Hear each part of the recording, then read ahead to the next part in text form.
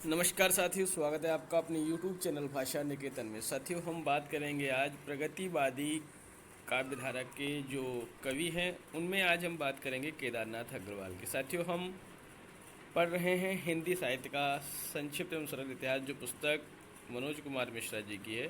तो साथियों, इस पुस्तक का यह 28वां भाग है। तो चलिएगा वीडियो शुरू करेंगे। तो साथियों, प्रगतिवाद में हम पढ़ेंगे केदारनाथ अग्रवाल। जन्म काल केदारनाथ जी का है 1911। मृत्यु इनकी हुई है 2000 ईस्वी में। जन्म स्थान ग्राम कमासिन, जिला बांदा, उत्तर प्रदेश। प्रमुख रचनाएं इनकी देखते हैं। नींद के बादल 1947 की रचना है। युग की गंगा 1947 की रचना है।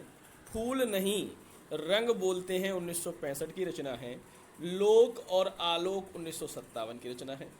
आग का आईना 1970 की रचना है। अपूर्वा 1984।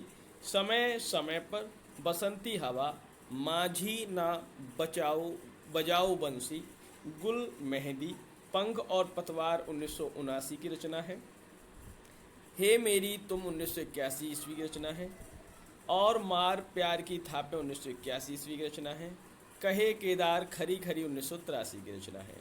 आत्मगंध, बम्बई का रक्त स्नान 1983 की रचना है। जमुन जल तुम 1984 की रचना है। बोल बोल अबोल 1985 की रचना है। जो शिलाएं तोड़ते हैं 1985 की रचना है। अब हम बात करेंगे विशेष तथ्य पर, केदारनाथ अग्रवाल से संबंधित विशेष तथ्यों पर। आप पेशे से वकील थे। आपको सोवियत भूमि पुरस्कार एवं साहित्य अकादमी पुरस्कार प्राप्त हुआ। इनकी कविताओं को मुख्यतः दो श्रेणियों में बांटा गया है: राजनीतिक काव्य और प्रकृति प्रेम। दूसरा है समाज संबंधी काव्य। देखिए, नोट है कि पहली श्रेणी की कविताएं मुख्यतः कहे केदार खरी खरी काव्य संग्रह में संग्रहित की गई हैं। ये सच्चे जनवादी कवि हैं।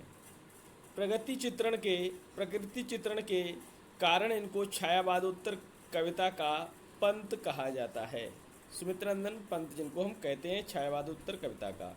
हे मेरी तुम काव्य संग्रह में शामिल कविताएं इनकी पत्नी को समर्पित हैं। हिंदी में अपनी पत्नी को लेकर इतनी अधिक, इतनी रागात्मक, इतनी सुंदर कविताएं किसी अन्य कवि ने नहीं लिखी हैं। अपूर्वा रचना के लिए 1986 ईस्वी में साहित्य अकादमी पुरस्कार मिला था। अब हम बात करेंगे, अगले कवि हैं डॉक्टर रामविलास शर्मा। जन्मकाल है 1912 और मृत्यु भी इनकी 2000 ईस्वी में हुई है। जन्मस्थान गांव ऊंच, जिला उन्नाव, उत्तर प्रदेश। प्रमुख रचनाएं हैं रूप तरंग 1956, ऋतु संगार, सदियों के सोए जाग उठे, इस काल बेला में 1988 की रचना है। और बुद्ध बैराग तथा प्रारंभिक कविता 1997 की रचना है। इनके बारे में विशेष तथ्य है कि आप अंग्रेजी से पीएचडी थे एवं बलवंत राजपूत कॉलेज आगरा में अंग्रेजी के प्राध्यापक रहे। देखिए, अंग्रेजी के प्राध्यापक हैं, पीएचडी भी अंग्रेजी में है, और ये हिंदी के बहुत बड़े कवि हैं। आप अज्ञे द्वारा संपादित तार सप्तक, प्रथम तार सप्तक में कवियों में शामिल किए जाते हैं। ये कवि के बजाय एक श्रेष्ठ गद्यकार के रूप में अधिक प्रसिद्ध हुए। इनकी कवित्व शक्ति विकसित नहीं होने के कारण दूसरा तार सप्तक की भूमिका में अज्ञे जी को तार सप्तक में स्थान देने के लिए खेद भी जताना पड़ा था। मतलब इनको दूसरे तार सप्तक में इनको जगह नहीं मिली, दूसरे तार सप्तक में। इनके अनुसार हिंदी प्रवेश में नवजागरण 1857 ईस्वी के स्वाधीनता संग्राम से शुरू होता है। प्राप्त सम्मान साहित्य अकादमी सम्मान, शलाका सम्मान, भारत भारती पुरस्कार, व्यास पुरस्कार। निराला की साहित्य साधना जीवनी के लिए इनको 1970 में साहित्य अकादमी पुरस्कार मिला था। किसके लिए? निराला की साहित्य साधना जीवनी के लिए। अब हम बात करेंगे शिव मंगल सिंह सुमन। इनका जन्म 1915 ईस्वी में, मृत्यु इनकी 2002 ईस्वी में हुई। इनकी रचनाएं हैं प्रमुख जो हिल्लोल, जीवन के गान, प्रलय सृजन, पर आंखें नहीं भरी, विंध्य हिमाचल, एशिया जाग उठा, विश्वास बढ़ता ही गया, बाणी की व्यथा 1980 रचना है, मिट्टी की बारात। इसके 5 खंड हैं। इसमें सन 1961 से 1970 तक की रचनाएं हैं। इसी संग्रह में एक काव्य रूपक है मिट्टी की बारात उसी के नाम पर इस संग्रह का नामकरण है। इसे संसार का दूसरा बड़ा शोक गीत भी कहा जाता है। विशेष तथ्य देखते हैं। इनके काव्य में भाव विचार व शिल्प का सुंदर समन्वय है। हिल्लोल रचना प्रणयानुभूति के चित्र है। जीवन के गान रचना में रोमानी प्रवृत्ति परिलक्षित है। ये गांधी की अपेक्षा मार्क्स के अधिक समर्थक नजर आते हैं। मिट्टी की बारात रचना के लिए 1974 ईस्वी में साहित्य अकादमी पुरस्कार मिला। प्रसिद्ध कविताएं मेरे पावन, मेरे पुनीत, आज तो मुझमें जवानी, कलकत्ते का काज, चल रही उसकी कुदाली, मास्को अब भी दूर है और लाल सेना। अगले कवि की हम बात करेंगे। अगले कवि हैं रांगे राघव। जन्मकाल 1923 ईस्वी है, मृत्युकाल 1962 ईस्वी है। इनकी प्रमुख रचनाएं अजय खंडर 1944 का है, पिघलते पत्थर 1946 की रचना है, राह के दीपक 1947 की रचना है, मेधावी 1947 की रचना है, पांचाली 1955 की रचना है। विशेषतः इनका मूल नाम है त्र्यंबक वीर राघवाचार्य। अजय खंडर रचना को निम्न 3 शीर्षकों में बांटा गया: झंकार, ललकार और हुंकार। पिघलते पत्थर इनकी मुक्तक काव्य रचना है। मेधावी और पांचाली आख्यानक रचनाएं हैं। राह के दीपक की कविताओं में युगीन यथार्थ के संदर्भ में प्रकृति छवि का भी अंकन किया गया है। इनकी कविताओं में समाजवादी चिंतन और उससे अनुप्राणित सामाजिक संवेदना की शक्ति है। अगले कवि जिनकी बात करेंगे त्रिलोचन शास्त्री। इनका जन्म काल 1917 और मृत्यु 2007 है।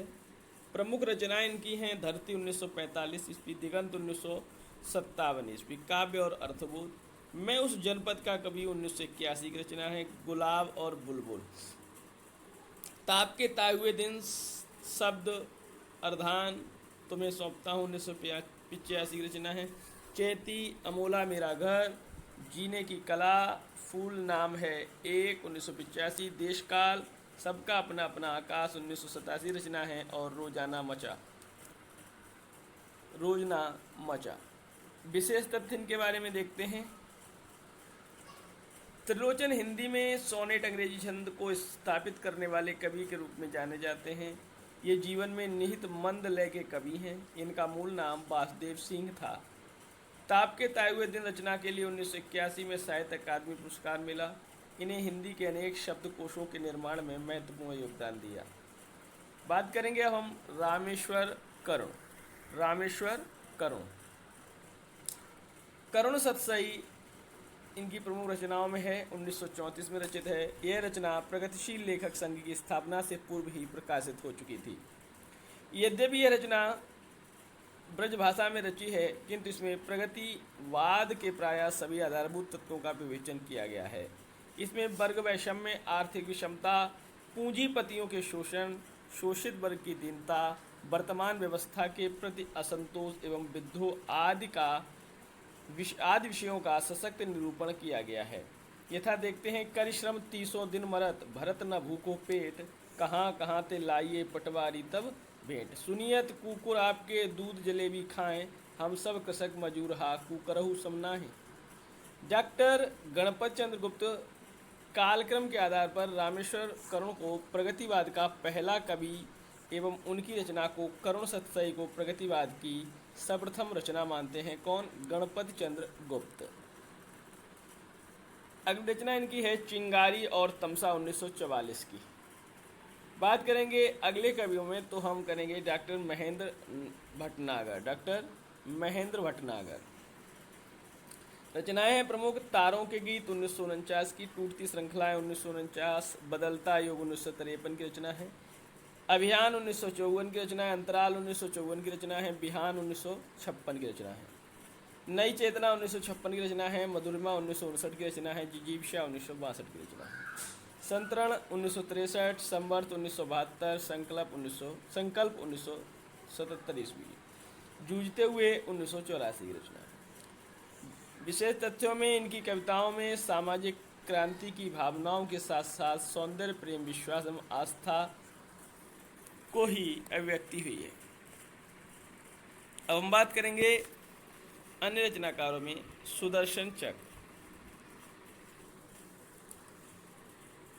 प्रमुख रचनाएं हैं मजदूरों की रणभेरी 1937, लाल सेना की विजय 1942, साम्यवाद की शिव तांडव 1952, सच्ची कविताएं 1956, कम्युनिस्ट कवितावली 1958 ईस्वी की रचना है। डॉक्टर रणजीत, जन्मकाल 1937, प्रमुख रचनाएं हैं ये सपने ये प्रेत 1964, जमती बर्फ खौलता खून 1967, इतिहास का दर्द 1967, इतना पवित्र संबंध 1985, झुलसा हुआ रक्त कमल 1986। इनके बारे में विशेष तथ्य देखते हैं। विशेष तथ्य ये संवेदनशील कवि हैं तथा किसी भी व्यवस्था का अंधानुकरण नहीं करते। इनकी रचनाओं में साम्यवाद का विरोध भी देखने को मिलता है। इस स्थिति में ये अपने ही वर्ग में साम्यवाद के अनुयायियों में विद्रोही एवं गद्दार कहे जा सकते हैं। प्रगतिवादी काव्यधारा के अन्य कवियों में हैं डॉक्टर पवन सिंह शर्मा, कमलेश। रचनाएं हैं तू युवक 1949 की, धरती पर उतरो 1952 और डूब के आंसू 1952। शंकर शैलेंद्र रचना है इनकी न्योता और चुनौती। मलखान सिंह सिसोदिया रचनाएं हैं बंगाल के प्रति 1946, दीवारों के पार 1974 और कुआं बोलता नहीं 1986। चंद्रदेव शर्मा की रचनाएं पंडित जी गजब हो रहा है। गणपत चंद्र भंडारी रचना है रक्तदीप। विजय चंद्र रचना है चेहरे, जंग लगे सपने, वैश्या 1960 की। हरिनारायण विद्रोही की रचना है केरल में मत आहत लगा पूंजी के पहरेदार। कुंज बिहारी पांडे की रचना है उपवन, श्री प्रकाश उत्पल के साथ सहलेखन। मेघराज मुकुल की रचना है ये राजस्थान के प्रगतिशील कवियों में सर्वाधिक लोकप्रिय कवि हैं। इनकी कविताओं में किसान व मजदूरों का जयगान तथा पूंजीपतियों का विरोध ओजस्वी शैली में किया गया है। तो साथियों, हमने आज यह इस वीडियो में प्रगतिवाद को समाप्त किया। अगले वीडियो में हम शुरू करेंगे प्रयोगवाद को हम अगली वीडियो में शुरू करेंगे, जिसका समय 1943 ईस्वी से 1953 लगभग 10 वर्षों का है। तो साथियों, सेशन कैसा लगा कमेंट सेक्शन में बताइएगा। तो फिर मिलते हैं अगले वीडियो के साथ, तब तक के लिए नमस्कार, धन्यवाद।